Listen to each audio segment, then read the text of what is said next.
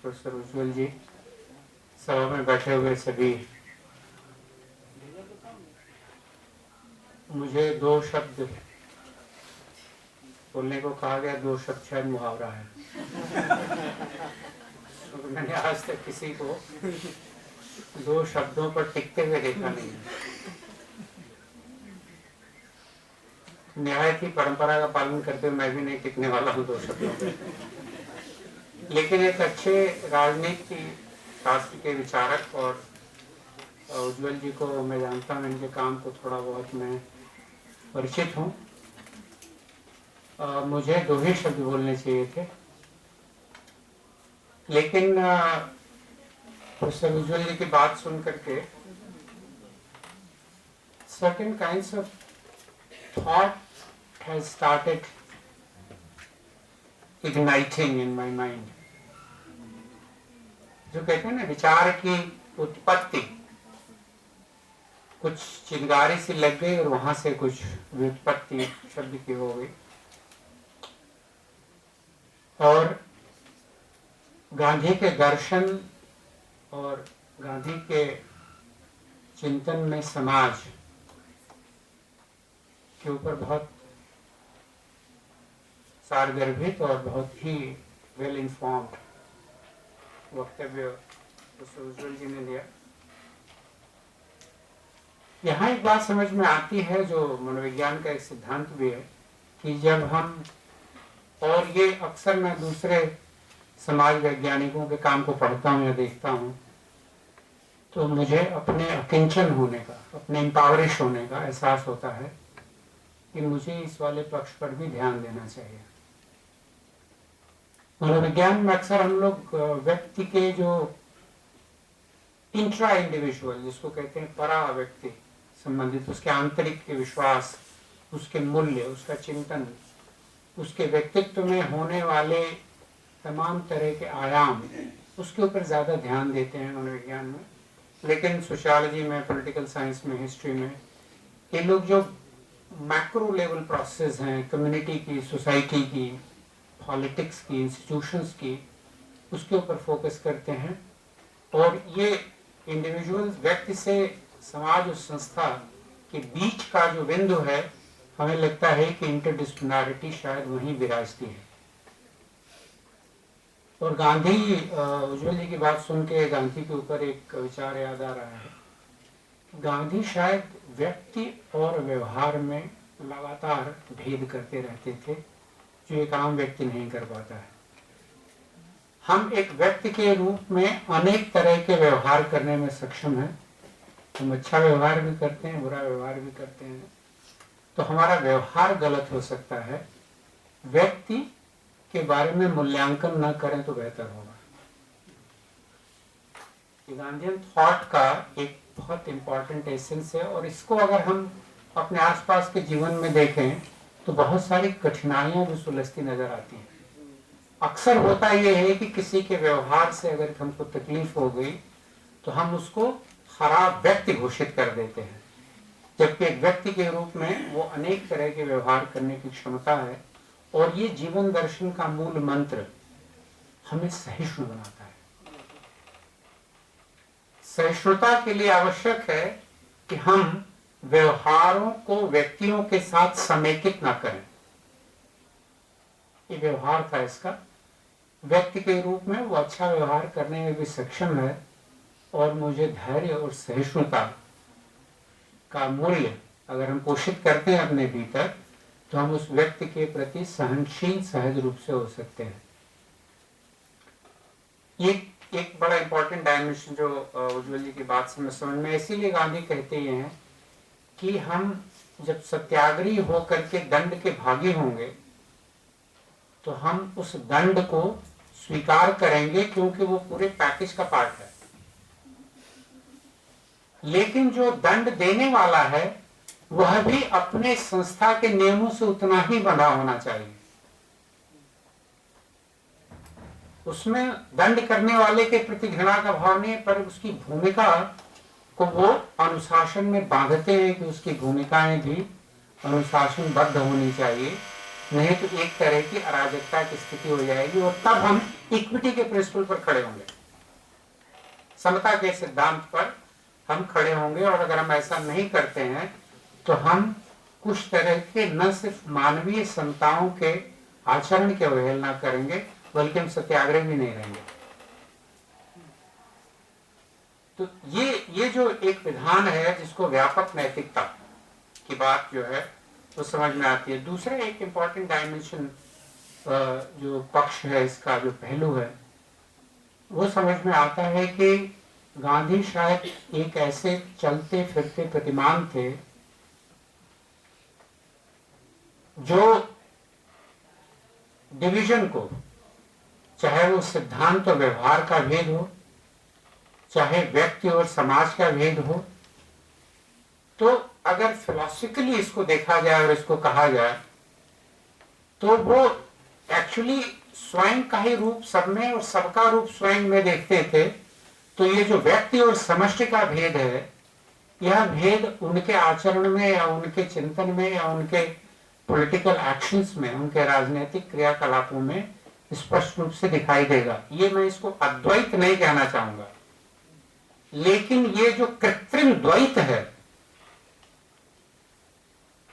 Dualist, artificial dualism, कि ये हिंदू है, ये मुसलमान है, ये अच्छा व्यक्ति है, ये खराब व्यक्ति है, ये इस धर्म का है, ये इस जाति का है, ये भाषा बोलता है, ये वो भाषा बोलता है, इसको गांधी अपने आचरण में कहते हैं कि संभवतः एक कृत्रिम द्वैत है और मनुष्य कुछ तरह के स्वार्थपरक मूल्यों की प्राप्ति या उनके आग्रह की वजह से इस द्वैत को लगातार बनाए रखता है।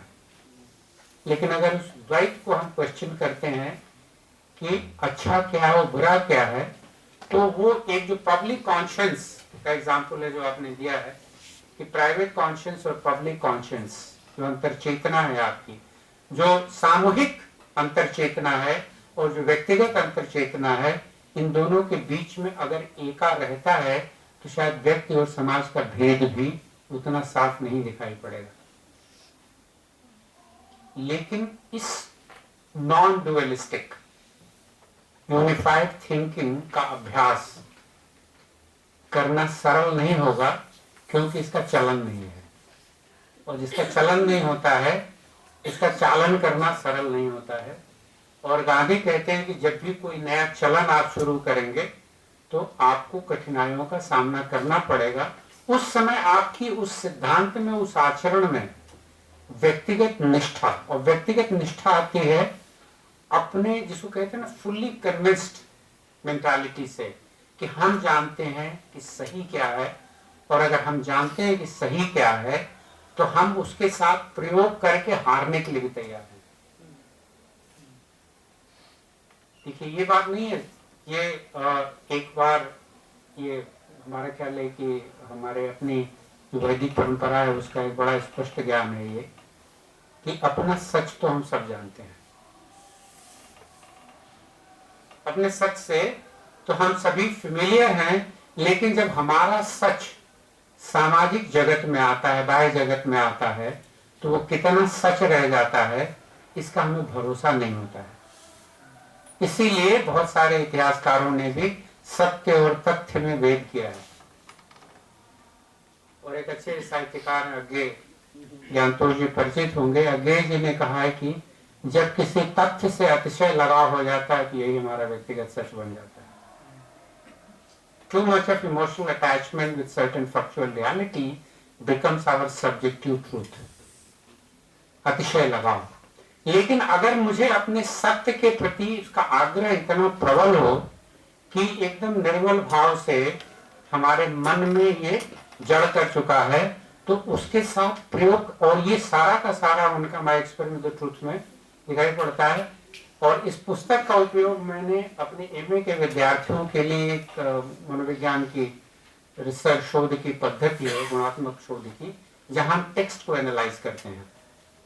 तो मैंने एक साल कहा कि ये सब लोगों से पढ़वाते हैं विद्यार्थियों से, तो आधी क्लास ने मेरे खिलाफ आंदोलन छेड़ दिया। उन्होंने कहा आप अन्याय कर रहे हैं, क्योंकि आज तक एमए करने के दौरान हमने कोई पुस्तक कवर टू कवर नहीं पढ़ी है। और ये विद्यार्थियों के लिए संदेश है कि इंटरव्यू में अक्सर हम लोग ये सवाल पूछते हैं कि कोई एक पुस्तक बताइए जो आपने कवर टू कवर पढ़ी है, और 99% फ्रेश कैंडिडेट्स कंधे झुक जाते हैं। तो मैंने कहा कि तुमको जीवन में बढ़िया मैं उपकरण दे रहा हूं कि एक किताब, वो भी इतनी सशक्त किताब जिसका दुनिया की तमाम भाषाओं में अनुवाद हो चुका है, और उसका विश्लेषण मैंने उस पद्धति का उपयोग करके कराया, और उसका एक मॉडल एक थिंकर है मेंडलबॉम करके उसने दिया है। एरिक एरिक्सन का काम मैंने पहले ही रेफर किया है, जो हार्वर्ड गार्डनर ने गांधी के इंटेलिजेंस को बिल्कुल अनपैरेलल इंटेलिजेंस माना है कि ये बहुत अनपैरेलल इंटेलिजेंस इस व्यक्ति की, जो कहाँ से उपजी हुई है, कहाँ आई है, उसका विश्लेषण किया उसने और विचारकों के साथ उसको करने के लिए। तो उसमें पाया कि जो इनके जीवन, ये बहुत परिपक्व अवस्था में गांधी जी, ये भारत में जब आगमन इनका होता है साउथ अफ्रीका से, जहाँ ये यहाँ की राजनीतिक और सामाजिक जीवन को जानना और समझना चाहते हैं, तब तक मनोवैज्ञानिक और शारीरिक रूप से गांधी का परिपक्व हो गया था, परिपक्व हो गए थे।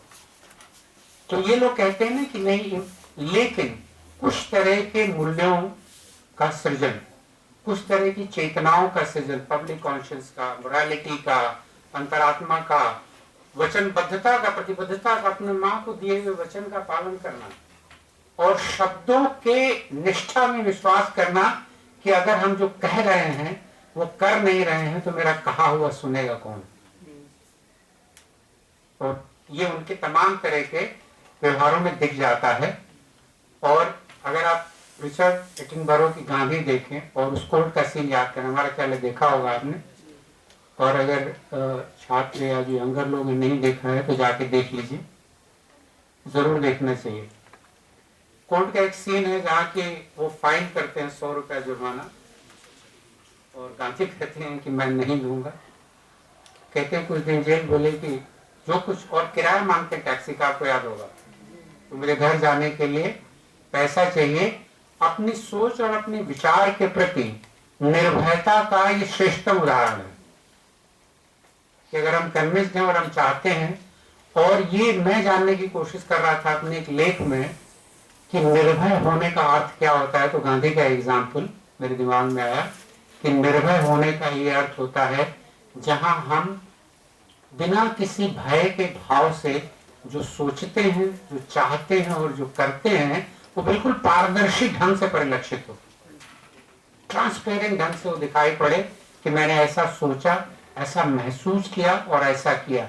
मनसा वाचा कर्मणा,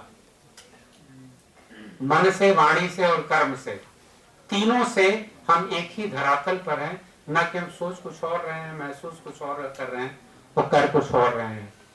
जब उज्जवल जी पब्लिक कॉन्शियंस की या उनके इस चैलेंज की बात कर रहे थे, तो मुझे आ रहा था कि पब्लिक कॉन्शियंस और प्राइवेट कॉन्शियंस की जो डुअलिटी है, इससे भी परे जा करके उस डुअलिटी को भी चैलेंज किया जो मन से, वाणी से, कर्म में हमें अक्सर दिखाई पड़ती रहती है, और हम खुद बटे बटे से जी रहे होते हैं। हम कब अपने अंदर का भटकाव महसूस करते हैं, या कब लोनली फील करते हैं, अकेलापन फील करते हैं, आप अगर ध्यान से उसको देखिएगा तो आपको सतह में जमा हुआ ये दिखाई पड़ जाएगा कि हम मन, वाणी और कर्म ही बटे हुए, इसलिए हम अकेले हैं, कोई हमको ठीक से समझ नहीं पा रहा है। गांधी को चिंता कभी नहीं थी कि कोई हमें समझ नहीं पा रहा है, क्योंकि वो बटे हुए थे ही नहीं। अगर खुद हम अपने आप को ठीक ठीक समझ रहे हैं इन तीनों स्तरों पर, तो बाहर का आदमी तो आपको ठीक समझेगा ही।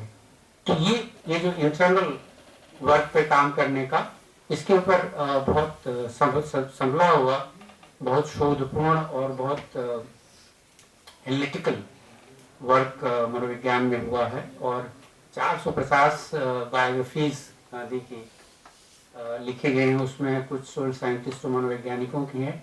एक अतिरंजित विश्लेषण उसमें किया गया है जिसके ऊपर काफी प्रहार हुआ है, और ये प्रहार का पक्ष ही बताता है कि गांधी को ठीक ठीक समझने वाले लोगों की संख्या उन्हें बेठीक समझने वाले लोगों की संख्या से बहुत अधिक है। एक मनोविश्लेषणवादी हैं, उन्होंने गांधी के सॉल्ट मूवमेंट पर एक बहुत ही, जिसको कहा जाता है कि अपने थियरी के हिसाब से साइकोएनालिटिक, उन्होंने कहा कि अपनी सेक्सुअल वाइटैलिटी, विरालिटी को नेशनल लेवल पर रिक्लेम करने के लिए सॉल्ट मूवमेंट शुरू हुआ।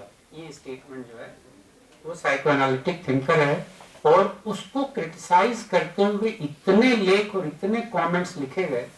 तो जब मैं सारे टिप्पणियों और उसके करस्पॉन्डेंस को देख रहा था तो मैंने कहा कि गांधी को, किसी को भी ठीक और बेठीक समझने वालों के बीच में अक्सर टसल चलता रहता है, लेकिन सवाल ये है कि ठीक समझने वाले लोगों की संख्या बेठीक समझने वाले लोगों से बहुत ज्यादा है, इसलिए गांधी अभी बहुत समय तक प्रासंगिक बने रहेंगे।